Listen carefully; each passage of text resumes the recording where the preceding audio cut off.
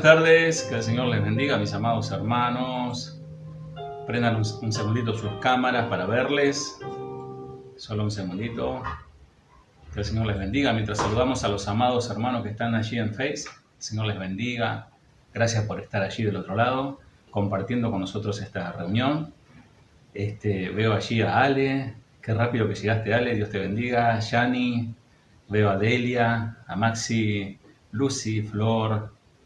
Bueno, ahí está Oscar, Noé, la familia de Marco, Susan, ahí está Luisito.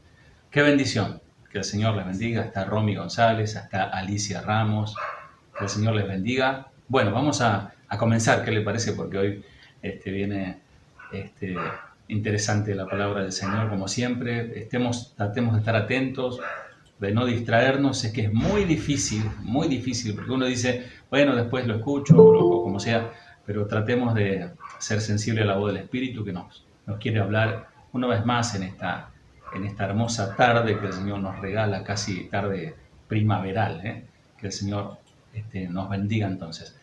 Vamos a comenzar. Vamos a hacer una oración, ¿les parece? Una pequeña oración para consagrar este tiempo para el Señor, como ya lo hemos hecho. Padre, te damos gracias por tu amor y tu misericordia. Una vez más, Señor, una vez más para compartir tu palabra, lo que tú has puesto en mi corazón y en mis manos, Señor, para dar al pueblo, palabra que me habla a mí primeramente, Señor.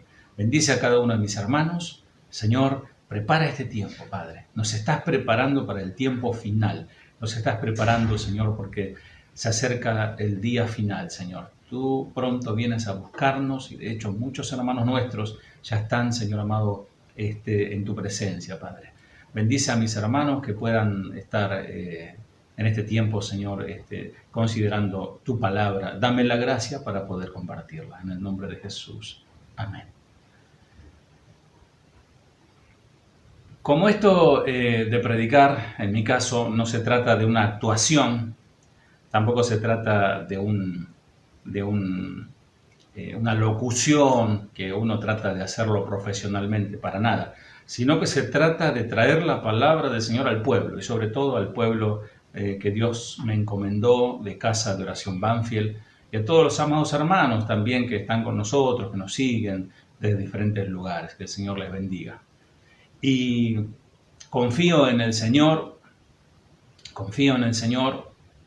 que Él, a muchos de ustedes, Él sigue formando, sigue preparando, sigue tratando ese barro inútil, esa vasija de barro que somos, a través de horas y horas de escuchar y obedecer la palabra de Dios, porque no se trata solamente de escuchar.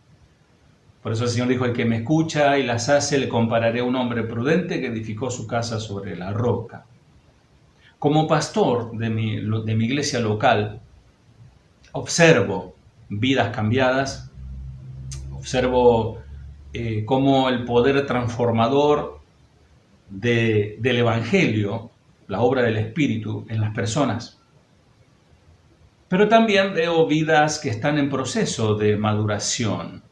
Y hasta a veces veo hermanos y hermanas adoquines. No sé si se entiende esa expresión, piedras, como piedras, macizas, rústicas. ¿Y cómo es eso?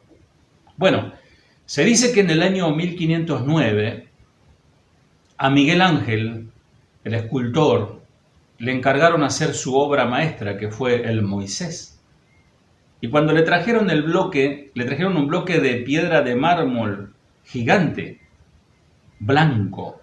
Y él exclamó, qué hermosa escultura que veo dentro de esa rústica piedra. Solo hay que quitarle lo que sobra. Esa es la visión del artista, y Dios puede ver en nosotros también lo que Él va a hacer de nosotros.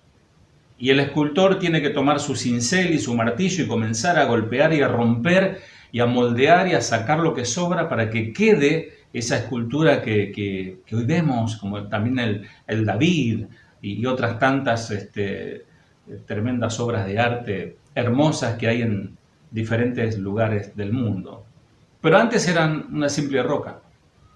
Por eso digo que yo veo en algunos de mis hermanos esa roca, que el Señor está tratando, que el Señor está formando. De veras, lo que voy a decir parece un tema trillado, repetitivo y agotado, pero la maldad está creciendo a pasos agigantados. No sé si ustedes estarán de acuerdo. Hay cosas que hasta dan vergüenza decirlas. El gobierno argentino desviando o utilizando fondos, millones de pesos, para comprar órganos masculinos de madera, para no decirlo de otra manera, para enseñar la enseñanza de la educación sexual en las escuelas. Vemos situaciones que nos hacen temblar, nos hacen dar escalofríos. La maldad va aumentando, solamente doy un ejemplo de lo que está pasando. Mientras desarrollaba este mensaje, mientras escribía este mensaje, un grupo de jóvenes pasan por la calle fumando marihuana, placenteramente. Así, los cristianos miran por la ventana de esta vida de manera cotidiana y ven a su alrededor corrupción,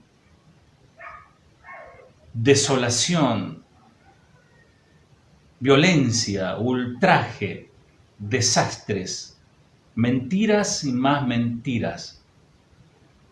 Y el cristiano que ama al Señor se siente ajeno a este mundo, como una vez prediqué, sapos de otro pozo. Nos sentimos como fuera de lugar. No sé si te pasa. Al que ama al Señor le pasa. Al que ama este mundo no le pasa. Se siente cómodo en él. Dice Hebreos 11:38, de los cuales el mundo no era digno, hablando de aquellos hombres y mujeres que dieron su vida por el Señor. De los cuales el mundo no era digno. Este mundo no era digno de ellos. Es decir, no era merecedor. No se comparaban con este mundo. Ellos no eran apropiados a este mundo. El mundo no los alababa. El mundo no les atraía a ellos. Y estos hombres fueron perseguidos y muchos de ellos matados por Cristo. Y nosotros hoy tenemos el mismo sentimiento de Lot, que dice 2 de Pedro 2:7, y libró al justo Lot, abrumado por la nefanda conducta de los malvados.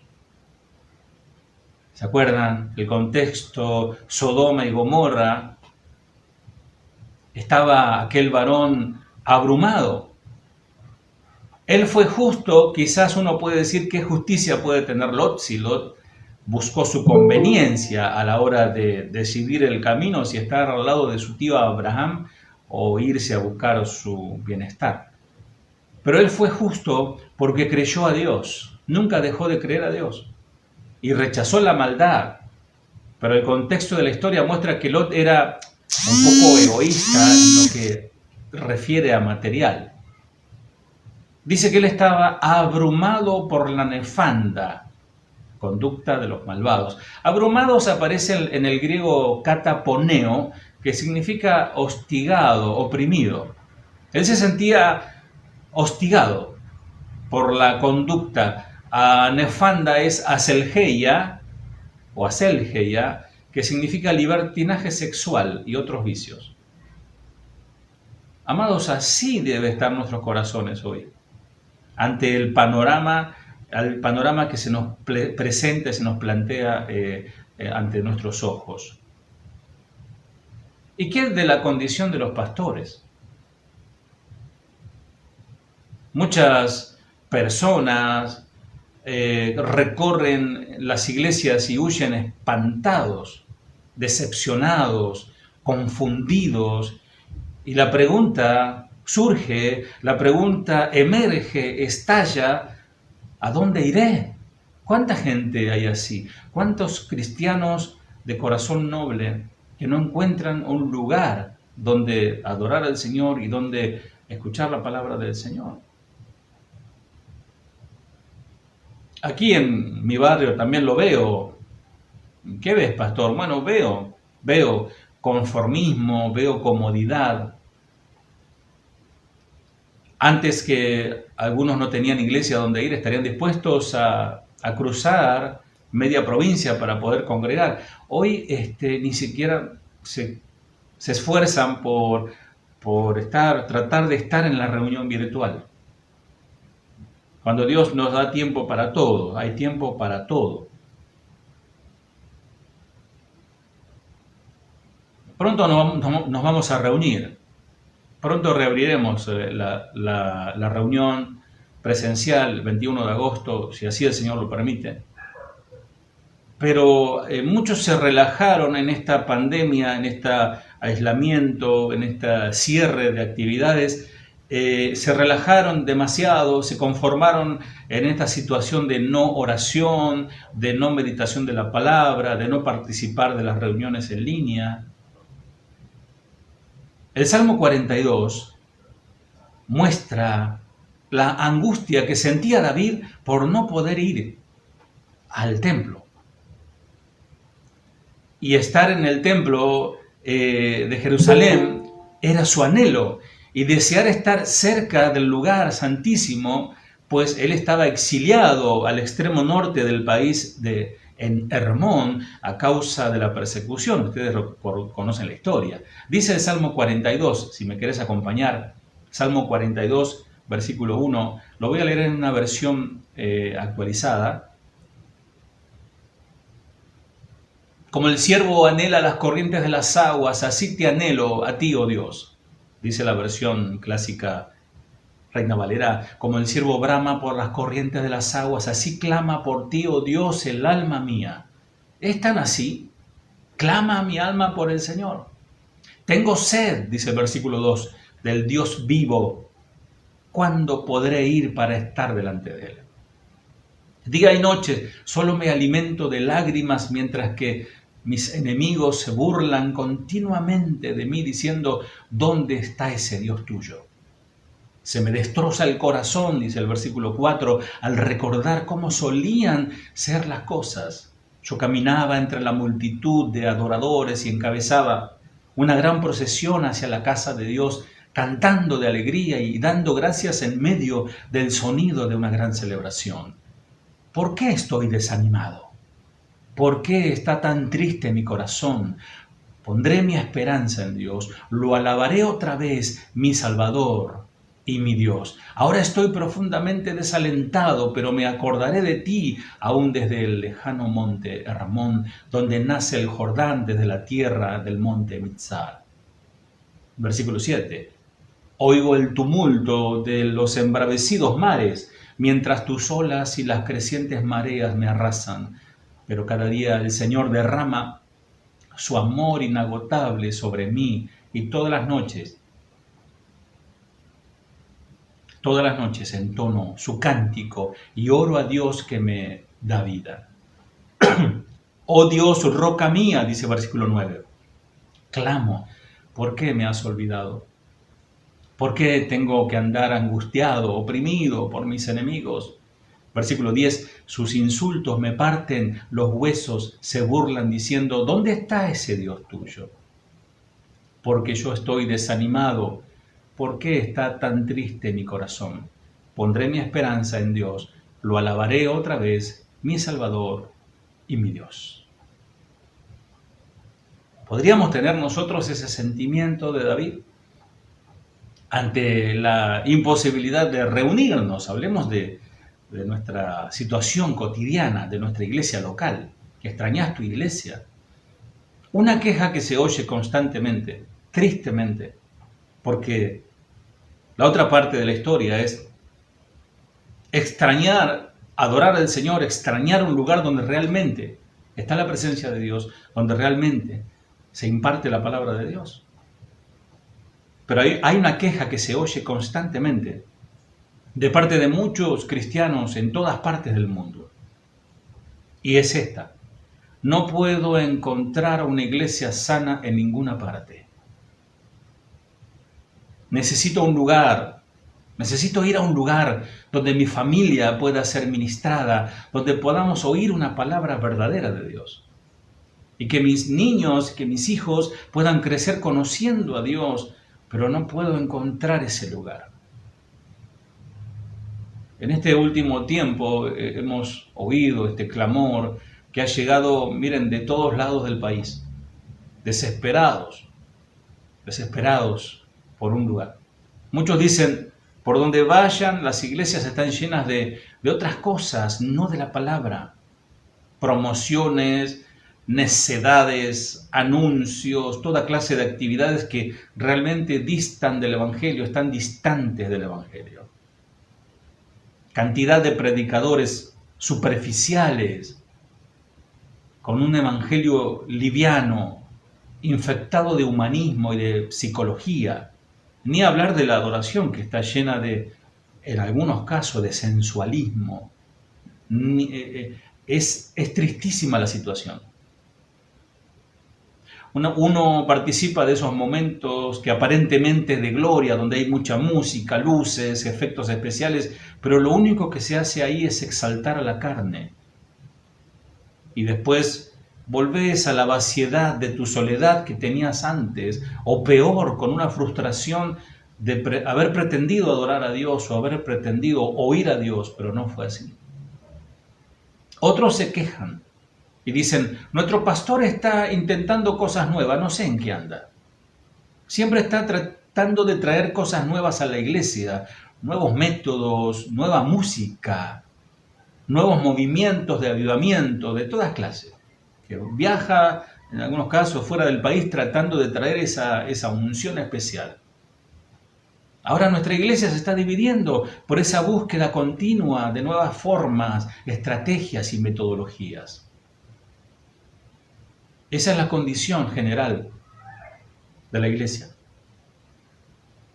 La excepción es oír a personas decir, doy gracias a Dios por nuestro pastor.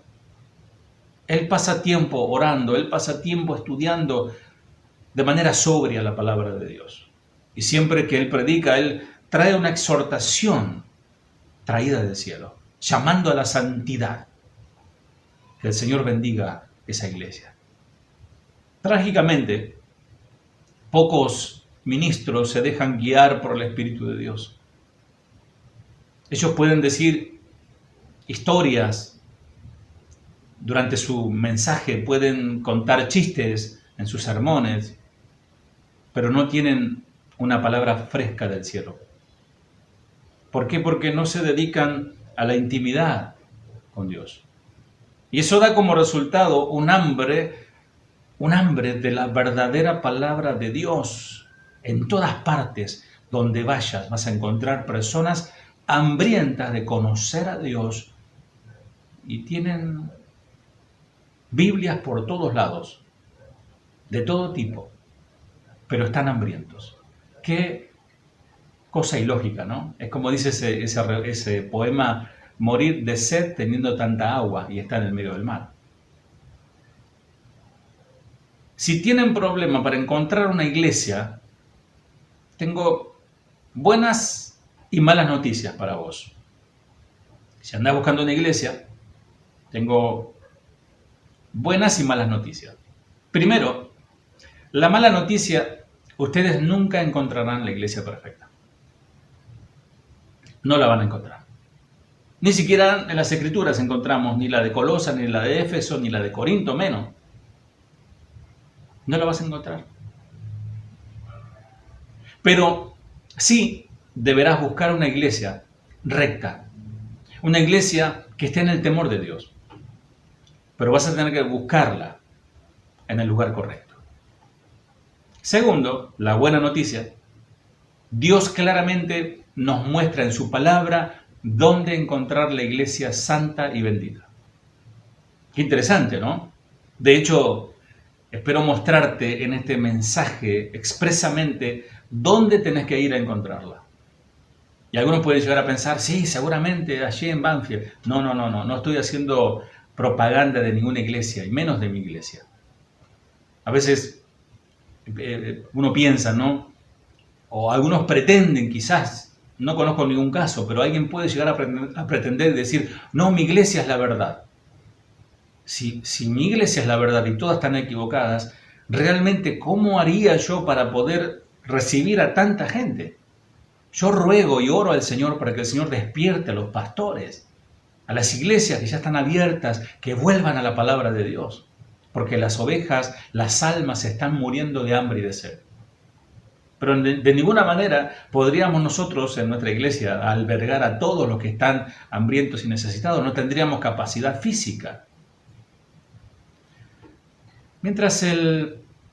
Vamos a leer Jeremías 33, y este es un texto clave, vamos a buscarlo, Jeremías 33, versículo 1, y dice, vino palabra de Jehová a Jeremías la segunda vez, estando él aún preso en el patio de la cárcel, diciendo, y ahí paramos. Leemos de vuelta. Vino palabra de Jehová a Jeremías la segunda vez, estando él aún preso en el patio de la cárcel, diciendo. Mientras el piadoso profeta Jeremías estaba en prisión, Jerusalén estaba en ruinas. La ciudad representó el centro de adoración para la iglesia del Antiguo Testamento. En cierta época, Jerusalén fue el lugar santo, lleno de la gloria de Dios y servidos por profetas santos, sacerdotes santificados y purificados. Pero resulta que ahora Jerusalén está llena de enfermedad. Llaga podrida, dice la palabra del Señor, ahí en tu cabeza. Muerte, habitada por falsos profetas, gente espiritualmente muerta. Nombran a Jehová, nombran al Señor, pero están muertos. Si alguno de ustedes hubiese sido uno de los del remanente santo en aquel tiempo, porque había un remanente, por eso perduró el pueblo, porque nunca faltó un remanente fiel, no hubiesen sido capaces de encontrar una sola casa de adoración recta o algún pastor piadoso en aquel tiempo, en Jerusalén. Había sido devastado todo lo que una vez fue santo y bendito. Acordate de la gloria del tiempo de David. Hoy mi esposa leía Salmo 25 y hablaba cuando él en su momento de gloria adoraba al Señor y bendecía al Señor alrededor del templo y del arca, que significaba simbolizaba la presencia de Dios. Jeremías, el profeta, al ver esta terrible situación, su corazón se desgarró. Y en el capítulo anterior Dios le había dicho que Jerusalén era tan mala, escuchá, que ahora él ocultaría su rostro, que él le daría la espalda a ese pueblo. Y él advirtió, no puedo ver más lo que mi iglesia ha llegado a hacer. Toda la idolatría, toda la insensatez de la gente, sus nuevos métodos, sus nuevas formas me provocan a ira. Por lo tanto, todo lo que es de la carne, yo lo voy a quemar, decía el Señor en otras palabras. Jeremías 32, 29, fíjate lo que nos dice, Jeremías 32, 29, y vendrán los caldeos que atacan esta ciudad, vendrán los caldeos que atacan esta ciudad y la pondrán a fuego y las quemarán. Asimismo, las casas sobre cuyas azoteas ofrecieron inciensos a Baal y derramaron libaciones a dioses ajenos para provocarme a ira. Dice esta versión, el ejército babilonio atacará a Jerusalén y les prenderá fuego a todas esas casas donde se quemaba incienso para adorar al dios Baal y donde se presentaban ofrendas de vino en honor de los dioses falsos. Todo eso lo hacían para ofenderme. ¿Qué te parece? Jeremías, el propio profeta, se enfocó tanto en la ruina alrededor de él que perdió de vista las promesas del pacto de Dios a su pueblo. Estaba descorazonado Jeremías. Por eso lo llaman el profeta llorón porque no era para menos. Él pudo haber seguido desesperado, gastando sus días pensando y hundiéndose más en la desesperación. Sus días eran terribles, eran tristes, y él pudo haber dicho, es inútil. Dios ha ocultado su rostro de nosotros, no hay ninguna manera de que Dios vuelva a bendecirnos porque el lugar de adoración se ha corrompido. Pero de pronto, aquí vemos en la historia de la Biblia, en todos estos sucesos, la misericordia de Dios. Fíjate, amado, amada. Porque el profeta, de repente, el Señor le habla al profeta diciendo, arrodíllate, Jeremías, arrodíllate, dedícate a orar a mí. Tú crees que ya no queda nada de mi iglesia, estoy parafraseando, pero voy a mostrarte las cosas grandiosas que he planeado para mi pueblo. Y dice ese texto tan conocido, ¿verdad? Jeremías 33:3. Clama a mí y yo te responderé y te enseñaré cosas grandes y ocultas que tú no conoces. Clama a mí y yo te responderé. Cuando dice yo te responderé, está diciendo empezaré a hablarte. Habla conmigo, que yo comenzaré a hablarte. Amados, a veces el Señor no nos habla porque no hablamos con Él. Y te enseñaré, le está diciendo, te explicaré cosas grandes y ocultas, cosas que están eclipsadas, que están veladas, que todavía no la conoces. Dice otra versión, pídeme y te daré a conocer secretos sorprendentes que no conoces acerca de lo que está por venir. O sea, el contexto era el pueblo de Israel, obviamente. Si los cristianos hoy quieren encontrar la iglesia correcta, no vamos a decir perfecta porque no existe, la iglesia correcta, este es el lugar, amados. Este es el lugar, amada, donde vas a comenzar. En la oración, en hablar con Dios. Nadie nunca va a encontrar la iglesia que está buscando, subiéndose a un avión o viajando a tal lugar o yéndose a tal lugar, corriendo, buscando esa iglesia. No podemos simplemente llegar a esa iglesia por ningún transporte moderno. El único GPS confiable es nuestra comunión personal con nuestro Dios. Nuestra hambre por Él. Hay un hambre, hay un deseo y nos frustramos y nos pasamos el tiempo hablando mal de los pastores. Y no porque mi pastor quizás tenga razón, pero perdemos tiempo y energía hablando y hasta terminamos pecando. ¿Por qué no vamos al Señor para que Él nos guíe, nos oriente? Y acudir a Él y decirle cuál es nuestra necesidad de hablar y decirle, Señor, escúchame. Y Dios, ante la oración de Jeremías impulsada por el Señor, porque el Señor le dice, clama, ahora, clama a mí. Y Dios trae revelación a Jeremías. Hoy la iglesia del Señor está en esta misma terrible condición. Llegamos a esta conclusión después de haber visto tanto circo, ¿no? Tanto falso, tanto avivamiento falso, tantas conferencias y shows cristianos, que no se puede creer que la blasfemia, tantas blasfemias que se ven en YouTube y en las redes sociales. Uno puede pensar de seguro que no es tan malo, pero cuando ves los videos, amado, yo te diría, prepárate primero, pero vos ves los videos de las cosas que hacen en nombre de Dios. Las escenas son peores que lo que te pueden llegar a contar. Los servicios son dirigidos por falsos profetas y comerciantes que lanzan palabras, escupen palabras, disparates, burlas, blasfemias. Mirá, solamente te voy a mencionar uno. Un maestro de prosperidad le dice a la audiencia que es un desperdicio darle dinero a los pobres. En vez de eso, dijo, entregue su dinero a los bendecidos. De esa manera usted será bendecido a cambio. Es decir, está diciendo, tráiganme ese dinero a mí. Un hombre con un collar de perro puesto, esto es verdad, gateaba ladrando como un perro mientras el coro cantaba la canción A donde él me guíe le seguiré. Y los líderes dijeron que esto era una demostración, era un acto profético, un acto espiritual. otra persona que corrían alrededor del auditorio, un auditorio grandísimo, una iglesia inmensa. Discúlpenme que sigan entrando algunos hermanos. Un auditorio tremendo donde la gente corría, hacían carreras para llevar dinero al altar.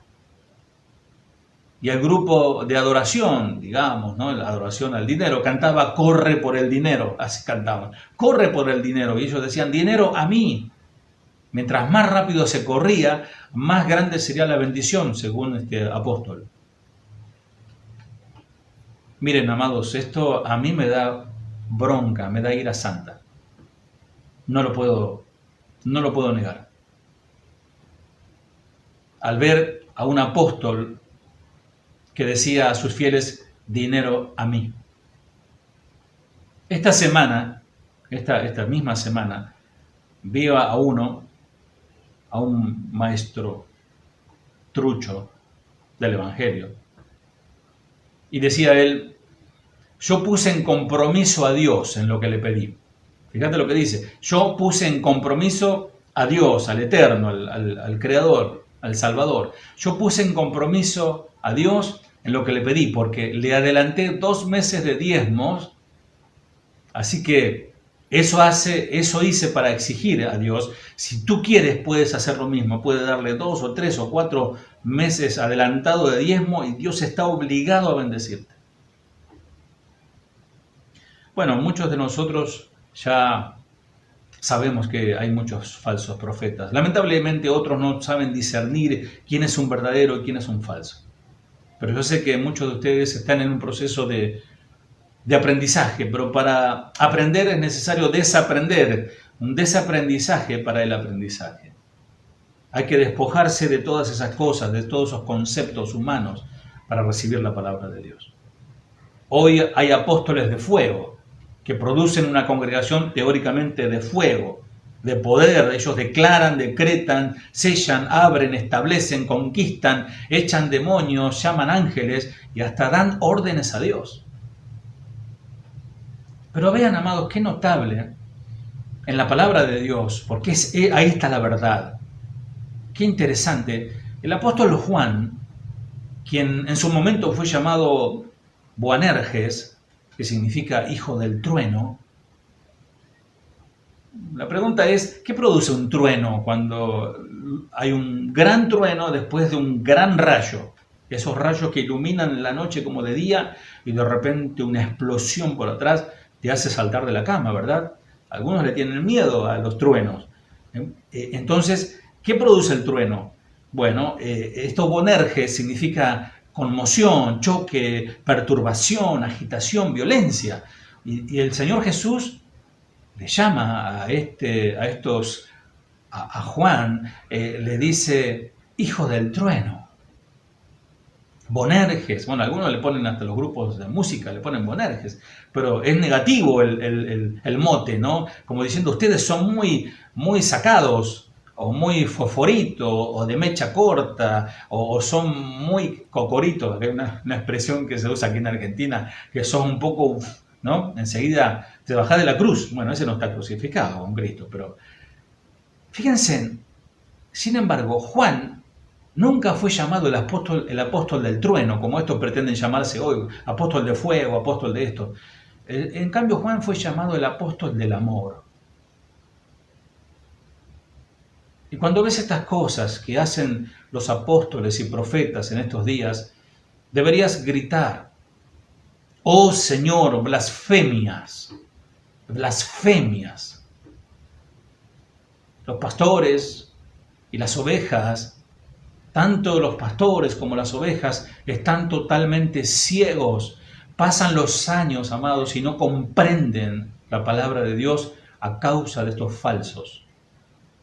¿Y cómo podría sanar el Señor esta condición después de esta profanación descarada contra su iglesia que lleva muchos años y siglos? Porque esto comenzó de los tiempos del apóstol Pablo, pero esto se ha incrementado, amados, con la tecnología y las redes y las transmisiones. Esto ha pululado, se ha multiplicado por todos lados. Pareciera que la herida del pueblo es incurable. Pareciera que esos corazones están tan acostumbrados a esas cosas que les cuesta recibir la palabra de Dios, les suena, les cuesta, le parece pesado, le parece algo difícil de escuchar. Y a causa de la apostasía, el pueblo pereció, dice Oseas, por medio de sus falsos profetas. Fíjate lo que dice Jeremías en su capítulo 6, 19, Jeremías 6, 19, oye tierra, dice esta versión, he aquí yo traigo mal sobre este pueblo, el fruto de sus pensamientos, porque no escucharon mis palabras y aborrecieron mi ley. La palabra que aparece ahí es desecharon, que significa despreciar, abandonar la palabra de Dios, pero sí el circo, sí lo motivacional, sí la mentira. Amados, tengamos mucho cuidado, porque dice Romanos que por haber dejado de lado la verdad, por haber desechado la verdad, creerán en la mentira. Por eso oramos al Señor que el Espíritu de Dios nos guíe a toda verdad y nos traiga convicción y nos revele la verdad de su palabra.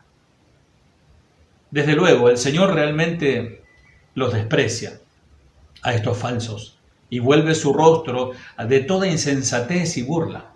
Pero Él nunca se oculta de los que se encierran en oración. Es decir, el Señor había vuelto su rostro al pueblo, pero a Jeremías le dijo, clama a mí y yo te responderé. Ahí en versículo 6, Jeremías 33, he aquí que yo les traeré sanidad y medicina. Escuchad, le traeré sanidad y medicina y los curaré y les revelaré abundancia de paz y de verdad. ¡Qué esperanza! ¡Qué esperanza, mis amados! Estaba desahuciado Jeremías cuando ve la situación del pueblo, y cuando el Señor le dice, clama a mí, y comienza el Señor a hablarle, he aquí, yo les traeré sanidad y medicina. Ahí le está respondiendo, le está revelando, traeré paz, traeré abundancia de paz y verdad. Y estas son las palabras impresionantes de Dios que le estaba transmitiendo al profeta. Aunque te cueste creerlo, Jeremías, voy a curar a mi pueblo, le está diciendo. De hecho, los voy a conducir al lugar de paz y abundancia. Y mi iglesia será otra vez el lugar que debe ser, el lugar de gozo, de alabanza, de adoración y de verdad. Y entonces el Señor dio esta gloriosa promesa de pacto a Jeremías en su versículo 12, Jeremías 33, ahí estamos. Así dice Jehová de los ejércitos, en este lugar desierto, sin hombre y sin animal, y en todas sus ciudades, aún habrá cabañas de pastores que hagan pastar sus ganados. Dice la versión, Jeremías 6:19, dejamos ahí, Jeremías 33:12, se me cruzaron acá los números. Repaso. Así dice el Señor de los ejércitos, en este lugar desierto, sin hombre y sin animal, y en todas sus ciudades aún habrá cabañas de pastores que hagan pastar sus ganados. Él estaba diciendo, voy a establecer una multitud de sacerdotes piadosos en todas las ciudades, y ellos me servirán en verdad, haciendo que mis ovejas al fin descansen, y no anden ya buscando un lugar, sino que descansen en él.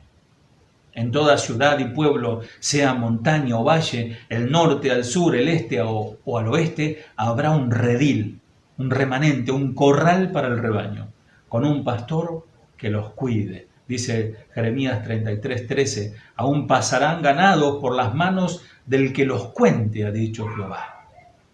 Este versículo, amados, habla del cuidado íntimo y personal. Para el Señor no somos un número, como para el gobierno, por ejemplo, somos una estadística. Para el Señor no, para el Señor somos personas con nombre y apellido, con una historia, Él nos conoce, Él sabe quiénes somos. Y Él quiere pastorearnos. Dios estaba diciendo, estos sacerdotes piadosos cuidarán de mi pueblo individualmente y personalmente. No los verán como estos falsos que lo único que ven es sus bolsillos. Ellos cuentan multitudes y dicen, bueno, si cada uno pone 100 o pone 1000, tanto voy a tener. No, serán pastores que amen sus almas, que velen y cuiden por sus almas. Entonces el Señor resumió su bendición en el versículo 14, Jeremías 33. He aquí, dice, vienen días, dice el Señor, en que yo confirmaré la buena palabra que he hablado a la casa de Israel y a la casa de Judá. Esta buena palabra sonaba casi demasiado buena para ser verdadera ante los oídos de Jeremías. No solo Dios limpiaría a su iglesia y restauraría a su pueblo, sino que Él también les proveería pastores piadosos. Solo el mismo Señor podría realizar un trabajo tan asombroso, amados. Ningún evangelista, ningún maestro o pastor o nuevo movimiento podría lograrlo. Ocurriría solamente por la promesa del pacto. Amada iglesia, Dios nos está hablando. Jeremías 33:15. En aquellos días y en aquel tiempo haré brotar a David un renuevo de justicia y hará juicio y justicia en la tierra. ¿A qué días se está refiriendo aquí Dios cuando dice aquellos días? Él está hablando del tiempo cuando se cumpliría la visión. ¿Y quién es el renuevo de justicia que aquí está mencionando? Amados, no es otro que nuestro Señor Jesucristo. Y ya está en nosotros, ya está con nosotros. Amados, Dios ha cumplido su visión a través de la muerte y la resurrección de Cristo. Alabado sea Dios. Él ha establecido su iglesia, ya está. Y el nombre de la iglesia no es ni bautista, ni pentecostal, ni casa de oración, ni ningún otro nombre. Jeremías 33:10 nos dice, en ese día Judá será salvo y Jerusalén vivirá segura. Y este será su nombre, ahí va el nombre. El Señor es nuestra justicia. ¿Cuántos dicen amén? Pero hay una noticia. Siguen las noticias maravillosas, ¿eh? Y Dios dijo que esta iglesia, Jeremías 33:9, entonces esta ciudad me traerá gozo y alegría y honra ante todas las naciones de la tierra. Ellas verán todo el bien que hago a mi pueblo y temblarán de asombro al ver la paz y prosperidad que le doy. Presten atención a esta frase. Vamos a leerlo bien, tranquilos, sin apuros. Entonces, esta ciudad me traerá gozo, gloria y honra ante todas las naciones de la tierra. Ella, y remarquen aquí, verán todo el bien que hago a mi pueblo y temblarán de asombro. Marquen ahí, si tenés un resaltador, tenés una Biblia así de estudio, temblarán de asombro al ver la paz y prosperidad que le doy. Meditemos, Selah. El significado literal de esta última frase, amado o amada, voy a hacer algo tan asombroso, tan claramente lleno de mi abundante paz y verdad, que mi pueblo temblará de temor. Pero, ¿qué es lo que causará este miedo, este temblor? ¿Será quizás un mensaje de juicio que nos haga estremecer? ¿Será que pensar en la ira de Dios, en alguna palabra sobre eso? No. Todo ese miedo y temblor, escucha bien, vendrá por una revelación de la bondad de Dios.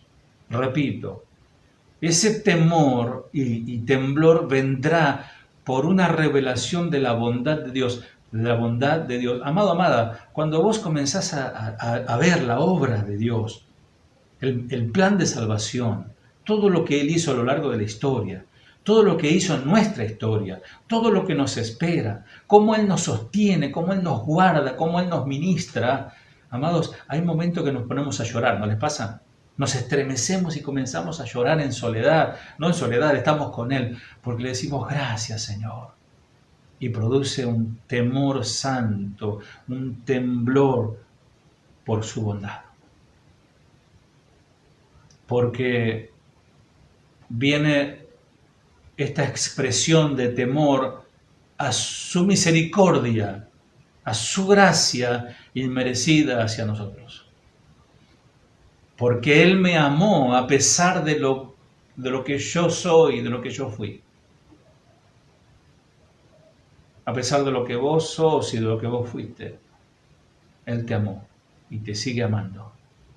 No hay nada que te pueda separar de su amor. Dice, ¿quién nos podrá separar del amor de Cristo, amado? ¿Quién? Solo nosotros podemos alejarnos de su amor. Está hablando de su amor, no de mi amor hacia Él. Algunos confunden, ¿no? Ay, yo amo tanto a Cristo, amo tanto. Amados, ese amor es muchas veces interesado. ¿Quién nos podrá separar de su amor? Que el Señor y el Espíritu nos ayude a entender esto, amados. Es importantísimo para la salud espiritual de nuestras almas. Tiene un significado sublime de su gracia. Es incomparable su misericordia que Él le da a ese pueblo. Vemos el caso de Israel, un pueblo rebelde, un pueblo testarudo, duro de servir. Nosotros somos iguales. A veces decimos, sí, los judíos somos iguales, amados. Por eso entendamos, seamos sabios, conocer su corazón, conocer su palabra y amarle y temerle. Este mensaje produce temor al corazón humilde. Al soberbio no, porque el soberbio lo rechaza, dice, no, yo no tengo tiempo para eso. Cuando el Señor prometió ser la justicia de su pueblo por fe, como resultado, un remanente que comenzaron a caminar en santidad, la promesa de Dios de paz y reposo les hizo temblar de temor. Escuchaba la enseñanza del pastor Chuy del domingo pasado y él decía que Dios sigue hablando, sigue hablando, sigue hablando. Y mucha gente dice no, no, y sigue en lo suyo, y sigue rechazando, y sigue caminando lejos de Dios, y sigue endureciendo su corazón. Amados, está rechazando la obra del Espíritu, la gracia.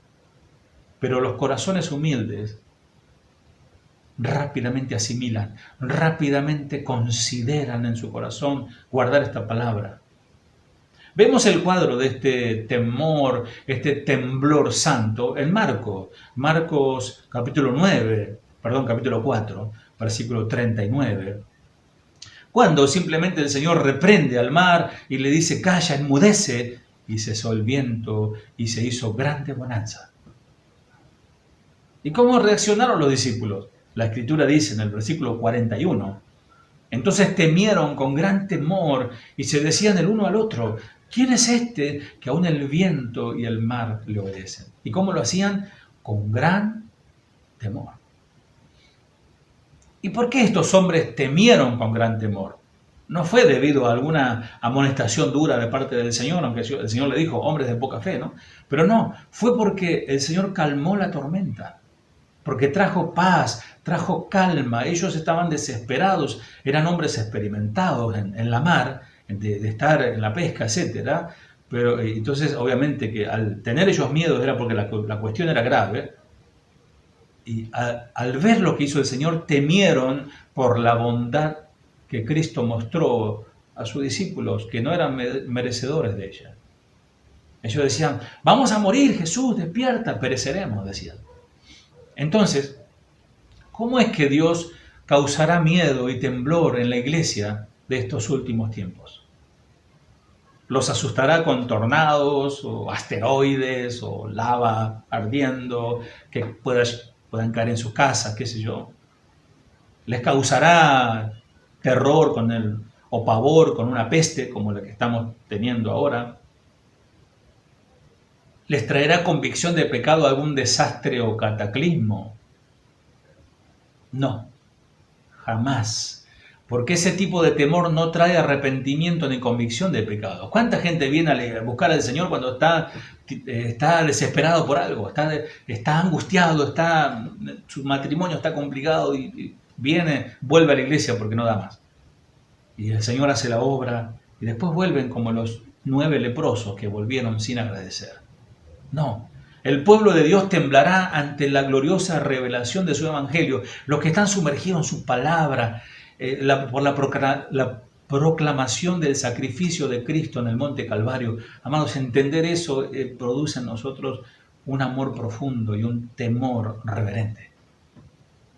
Temblaremos al reconocer que su Espíritu, no sé cómo, vive en nosotros y obra en nosotros para prepararnos como la esposa que Él viene a buscar pronto, aunque no lo merezcamos.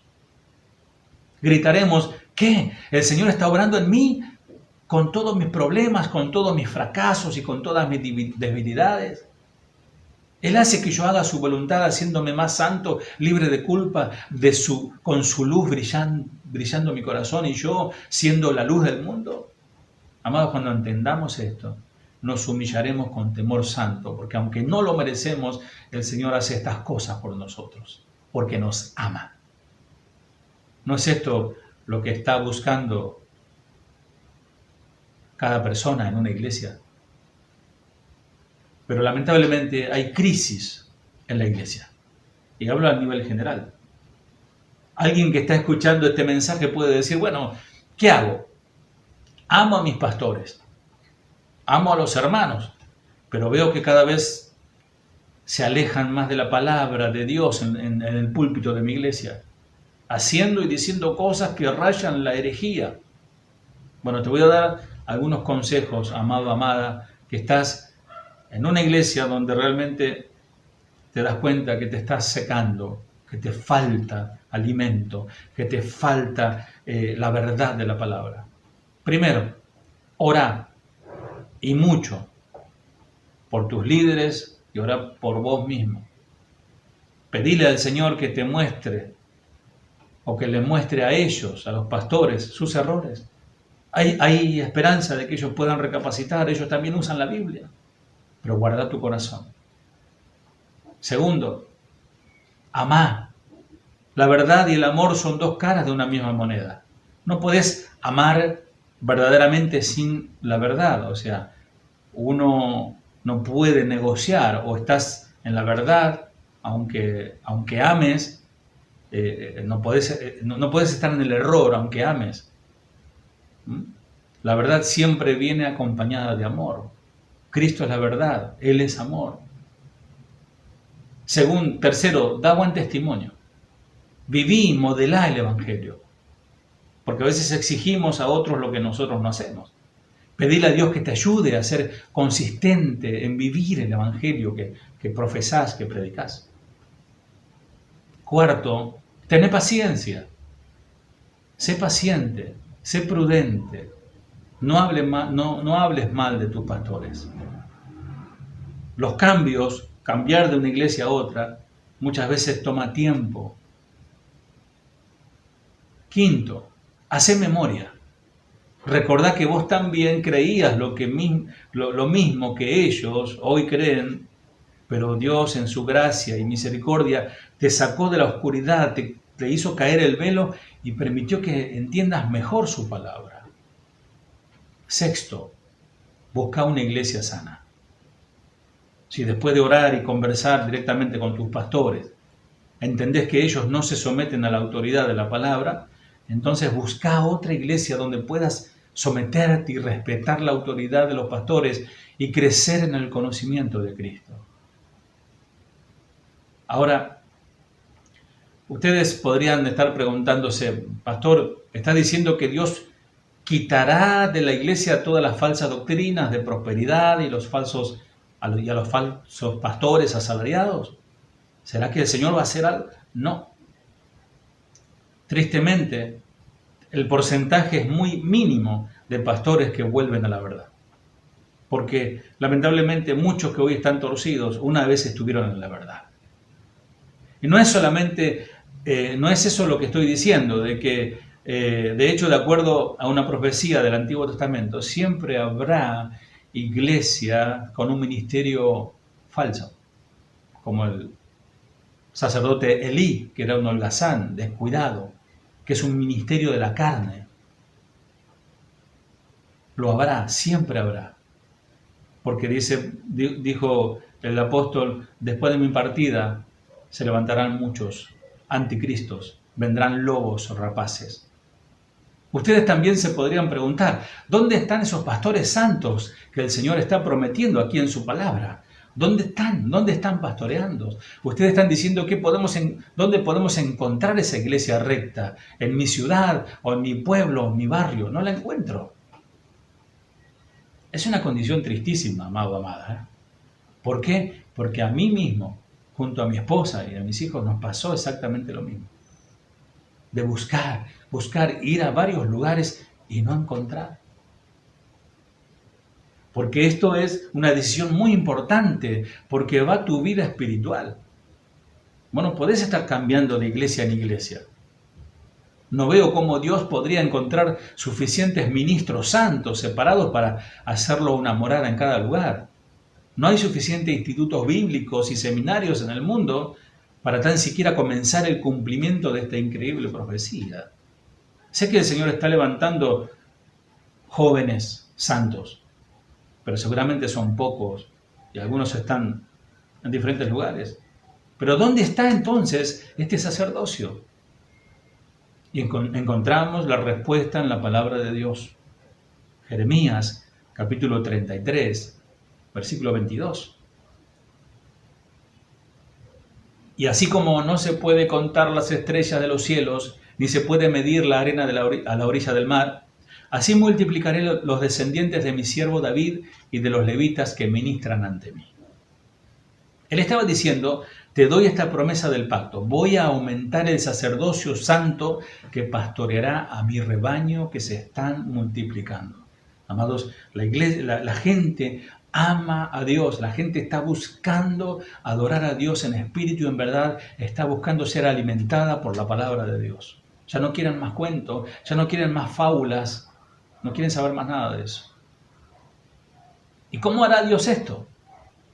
Bueno, encontraremos la respuesta en el libro de Apocalipsis, capítulo 1, versículo 6.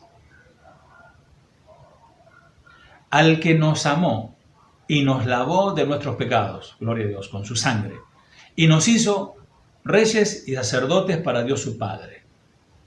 Bueno, el significado de este texto lo encontramos en la versión Biblia lenguaje sencillo. Dice, Él ha hecho de nosotros un reino de sacerdotes para Dios su Padre. No es que somos reyes, sino que hizo un reino de sacerdotes para Dios su Padre. A Él sea la gloria y el poder por siempre y para siempre. Amén. Dios nos ha hecho sacerdotes a todos.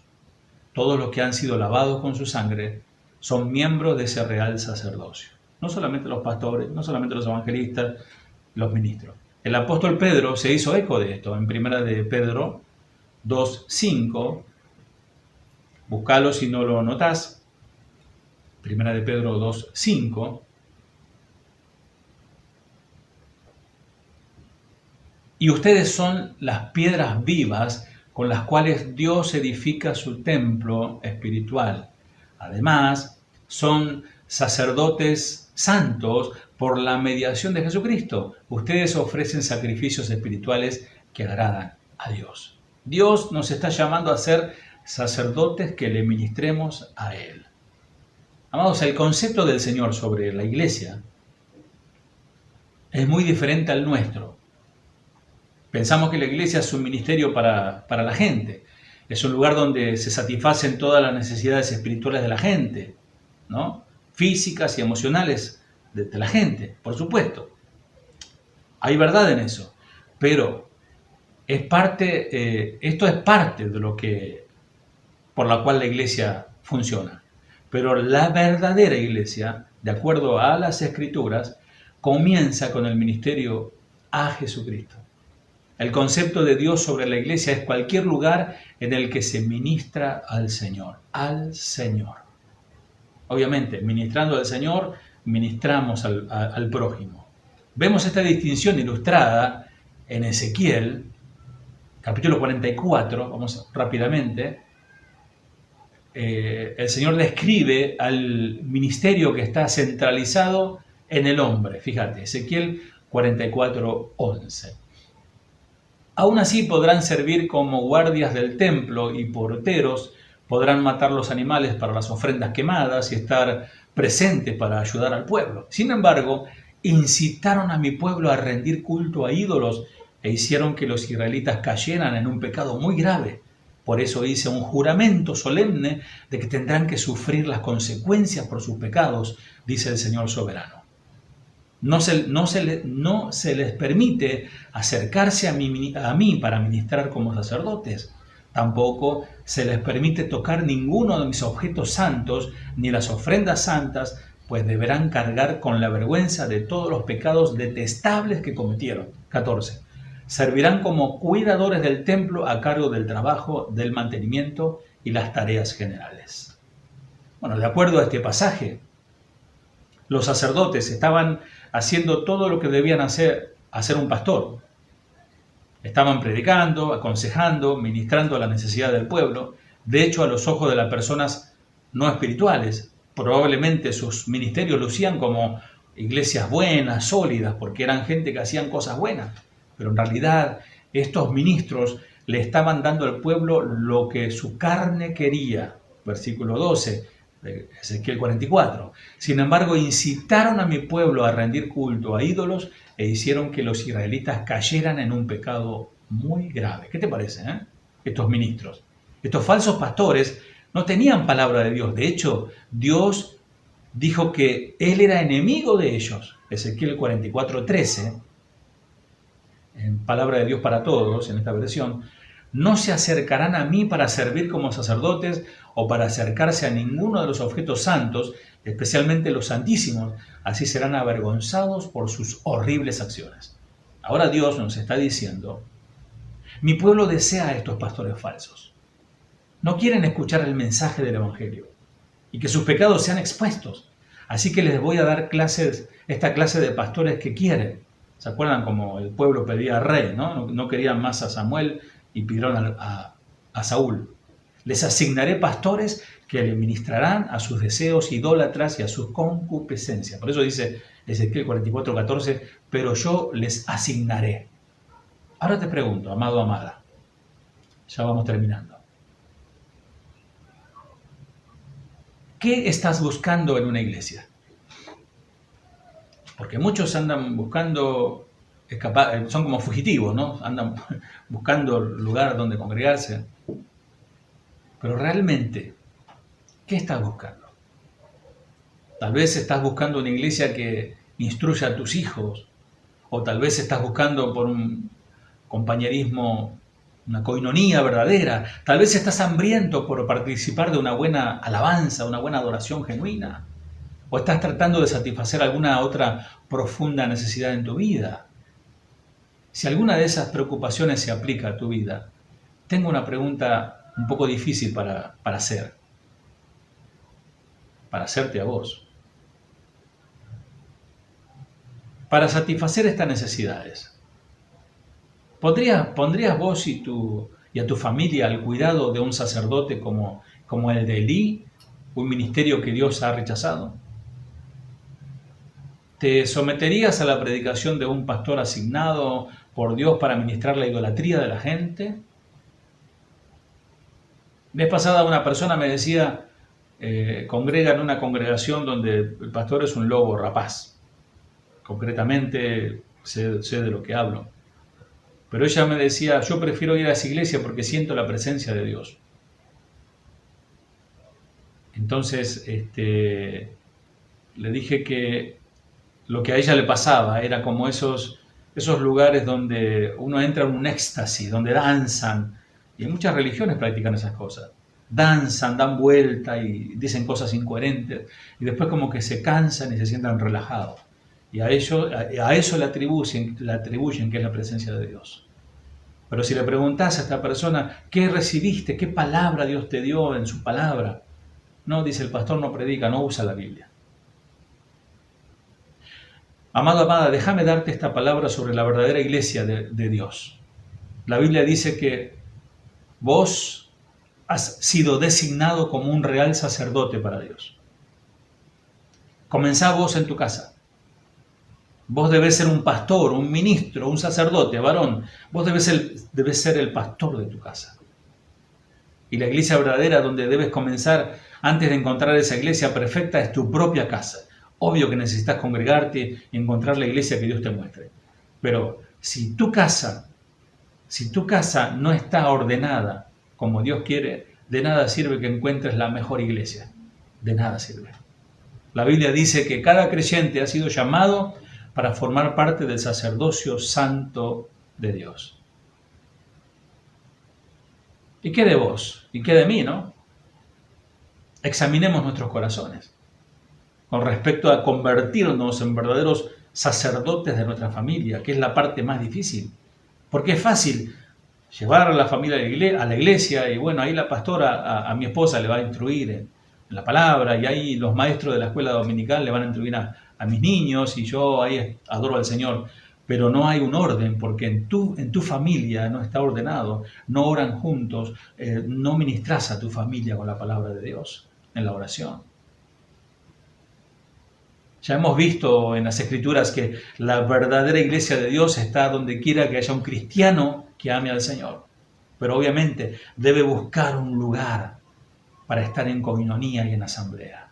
Sin embargo, muchos cristianos solo se ocupan de adquirir tecnología, plasma, de leer, ven revistas de electrodomésticos y se las compran y dedican poco tiempo o nada a ministrar al Señor. Nunca oran, nunca se encierran en el cuarto secreto para buscar al Señor. Están afanados en otras cosas. No importa si no hay un esposo o padre en tu hogar, quizás vos, mujer, tengas que hacer el papel de papá y mamá. Vos podés llevar adelante tu iglesia. Madre soltera, te animo a que encolumnes a tu familia sobre la roca. Tal vez pueda decir, pero es que ya encontré la iglesia correcta. Me encuentro con el Señor aquí cada semana, escucho predicación santa y entro en una adoración maravillosa. Estoy satisfecho con mi iglesia. Amén. Pero si ves a la iglesia como un grupo local con el que te reunís y te sentís mejor y te sentís bien, amado, amada, entonces vos todavía no has encontrado la verdadera iglesia, porque la verdadera iglesia sos vos, soy yo. La iglesia recta la conforman cristianos rectos. La iglesia verdadera la conforman cristianos verdaderos, familias verdaderas. Cuando tu hogar se convierta en una iglesia, todas tus necesidades más profundas van a ser satisfechas. No por medios humanos, sino porque tu Padre Celestial de una manera sobrenatural te bendecirá. Las necesidades de tus hijos serán satisfechas por el Señor. Todo porque el Espíritu Santo tiene comunión con vos en tu cuarto secreto y tus hijos y tu esposo y tu esposa también lo tienen. Entonces podrás hallar la iglesia sin importar dónde. ¿Por qué? Lo vas a hacer porque vos ya estás en comunión con Dios. Y cuando entras a un lugar y te das cuenta que no están adorando al Señor y que dicen herejía y media, rápidamente el Espíritu de Dios que está en vos te va a mostrar que ese no es el lugar correcto. Y quiero, amado, terminar con esto para que podamos reflexionar. Esta palabra este texto que lo leí hace un tiempo, conmovió mi corazón y me hizo analizar muchas cosas en mi vida. Este mensaje fue entregado hace algunos años por el pastor Carter Conlon a la iglesia Times Square en Nueva York el domingo 16 de septiembre del año 2001, es decir, 5 días después del ataque a las Torres Gemelas. ¿Qué te parece? Y el mensaje dice así: escúchame como nunca me escuchaste alguna vez en tu vida. Tenemos que rendir nuestras vidas a los propósitos de Dios. Esto no es un picnic de la escuela bíblica dominical. La iglesia de Cristo es la iglesia de Cristo. Y esto no es una invitación para tener tiempos de prosperidad y de abundancia. Esto es una guerra por las almas de los hombres. Salí del medio de ellos. Corre por tu vida. Porque esto es sobre tu vida. No estoy discutiendo sobre teologías o puntos de vista sobre Jesús. Esto es sobre tu vida. Mi mente está marcada de por vida con una historia que un policía de Nueva York me contó mientras las personas huían de un edificio en ruina. Había policías y bomberos y otros que estaban corriendo en dirección al edificio diciendo: corre por tu vida. En su propio peligro, estos hombres sabían que iban a morir, pero había en ellos el sentido del deber. Y yo estoy clamando a Dios: Dios, oh Jesús, no dejes que mi sentido del deber sea menos por tu reino que la de estos hombres. Aquellos bomberos, aquellos policías que estaban dispuestos a morir mientras esas torres caían sobre ellos. Estamos viviendo en una generación en que la verdad está cayéndose en ruinas hacia el suelo. Quiero estar entre aquellos que no están corriendo del conflicto, pero sí rumbo al conflicto y decir: corre por tu vida. Corre de evangelios que solamente enfocan la fama y la prosperidad. Corre de aquellos que usan el nombre de Cristo por ganancias personales. Corre. Corre de aquellos que te meten la mano en tu bolsillo en el nombre de Jesús. Corre. Corre de evangelios que solamente enfocan mejoramiento propio. Corre. Corre de iglesias en donde hombres y no Cristo son glorificados. Corre.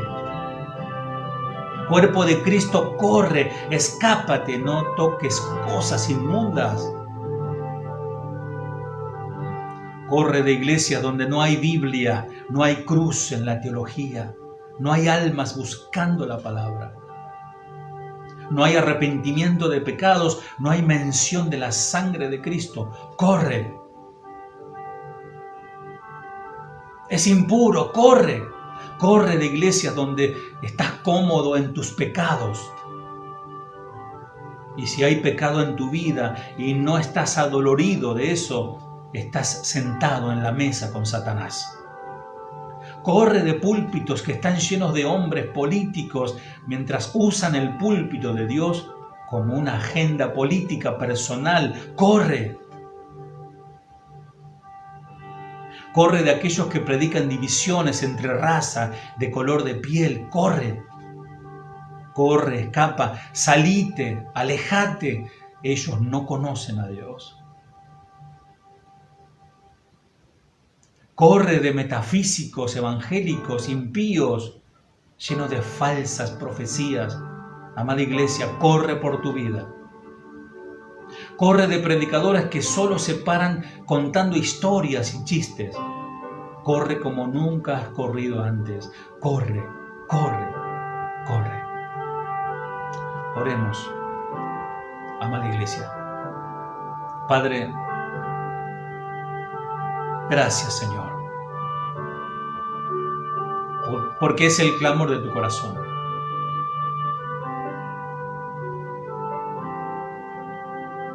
Tu iglesia, Señor, tu iglesia está en crisis. Pero, Señor, tú vienes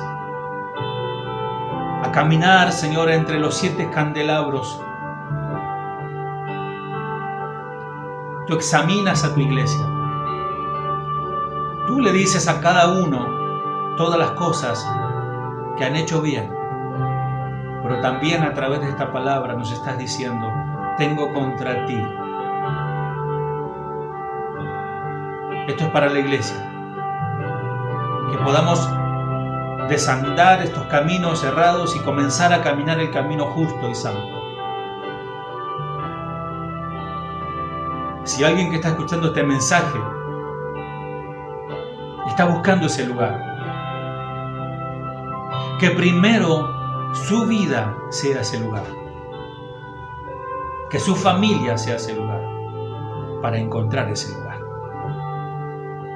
Y danos, Señor, ese temor, ese temblor, al entender la majestuosidad de tu amor, de tu misericordia, de tu bondad, de tu paciencia con tu iglesia, Señor.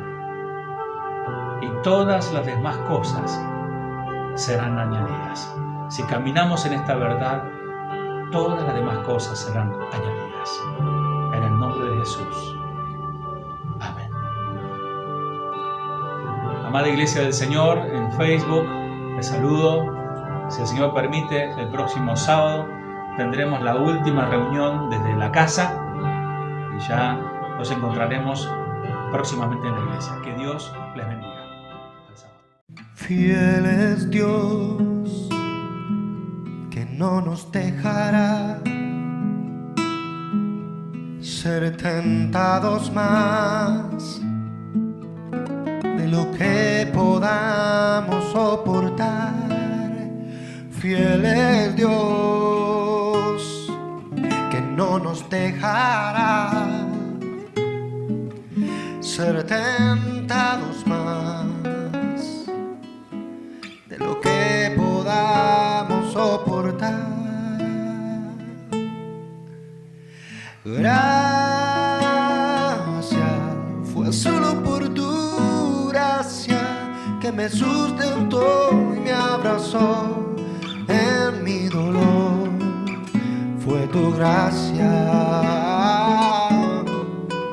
en la tentación, me diste la salida, vi un nuevo